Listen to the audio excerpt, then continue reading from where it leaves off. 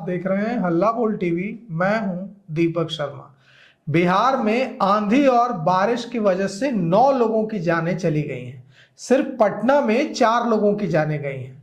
पटना में 200 से ज्यादा पेड़ गिरे हैं। जाम ऐसा भीषण लगा है कि आम लोग वीआईपीज भी इस जाम में बुरी तरह फंस गए हैं।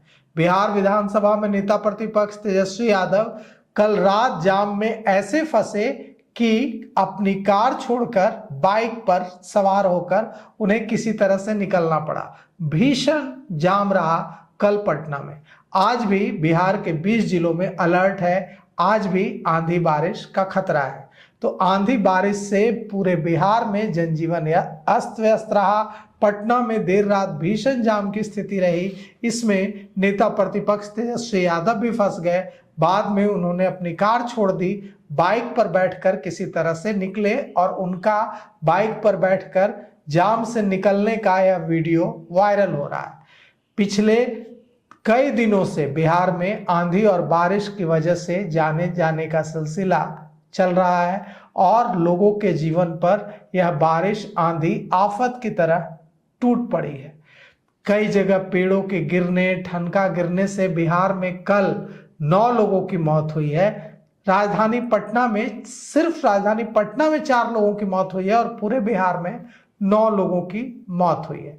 सोचिए, महज 30 मिनट की बारिश और तूफान ने पटना में जनजीवन को ऐसे अस्त व्यस्त कर दिया कि सड़कें से लेकर हर जगह लोग परेशान हो गए। पेड़ तो इतने गिरे आंधी के कारण कि पटना में 50 से अधिक गाड़ियां क्षतिग्रस्त हो गई हैं।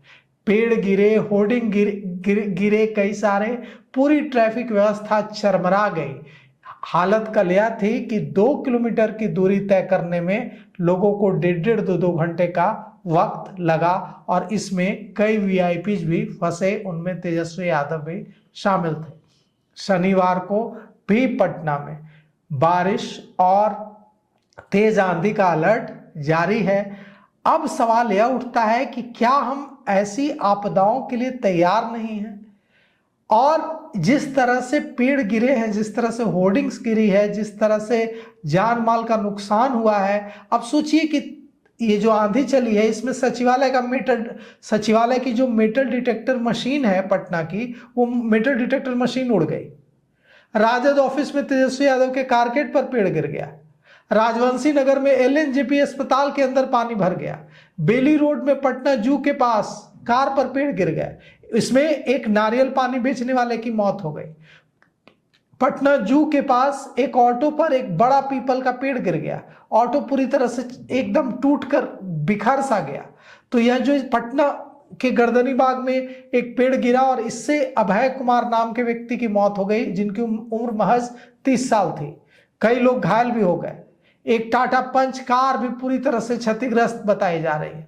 पटना गोल्फ क्लब के सामने एक पेड़ गिरा, इसमें मोहम्मद इरफान की मौत हो गई। मोहम्मद इरफान की उम्र महज 20 साल बताई। नेवरा के कुम्हार टोली में ठनका गिरा, 15 साल के एक बच्चे की इसमें जान चली गई। अब यह हालत है कि लोगों को अब इस बात का डर है कि जो नया इंफॉर्मेशन, जो सूचनाएं आ रही हैं कि फिर आंधी बारिश आ सकती है, तो लोगों को इस बात का डर सता रहा है कि अगर फिर से आंधी बारिश आती है तो इसमें और कितनी जानें जाएंगी। विधान परिषद सभापति जो हैं, उनके सर्कुलर रोड स्थित आवास के सामने पेड़ गिर गया। जनता दल यूनाइटेड के प्रदेश अध्यक्ष उमेश कुशवाहा के आवास के पास पेड़ गिर गया, इसमें एक कार पूरी तरह से क्षतिग्रस्त हो गई। कदम कुआं में एमएलसी विनोद जायसवाल के घर के सामने पेड़ गिर गया। और खबर है कि राजद कार्यालय में भी पेड़ गिरा है। अभिलेख भवन परिसर में जो 2 कारें खड़ी थी वहां भी उन पर पेड़ गिर गया। गांधी मैदान में 15 से अधिक पेड़ उखड़ गए। तो पेड़ों के उखड़ने का तो कुछ नहीं किया जा सकता, लेकिन जिस तरह से 30 मिनट की आंधी बारिश ने पटना की ट्रैफिक व्यवस्था को पूरी तरह चरमरा दिया, जिस तरह से लोगों की जानें गई हैं, उससे हमें सबक लेने की जरूरत है और इस बात की व्यवस्था करने की जरूरत है कि ऐसी आपदाओं की स्थिति में जान माल का कम से कम नुकसान हो। अब देखिए, 135 किलोमीटर प्रति घंटे की रफ्तार से तूफान और बारिश की वजह से कोलकाता से पटना आ रही थी इंडिगो की फ्लाइट, इसको लखनऊ डाइवर्ट करना पड़ा। और जो खबर आ रही है उसके मुताबिक पटना जंक्शन पर प्लेटफॉर्म 2 पर एक लोहे का शेड उखड़कर इंटरसिटी एक्सप्रेस के कोच पर जाकर गिर गया। ये तो शुक्र है कि ट्रेन में उस वक्त यात्रियों की संख्या बहुत कम थी। कई ट्रेनें बहुत लेट चली, ट्रेनों का आवागमन प्रभावित हुआ। राजधानी पटना के स्टेशन पर अनाउंसमेंट सिस्टम खराब हो गया, यात्री परेशान रहे, पूरे प्लेटफॉर्म पर हर जगह बारिश का पानी टपकता रहा।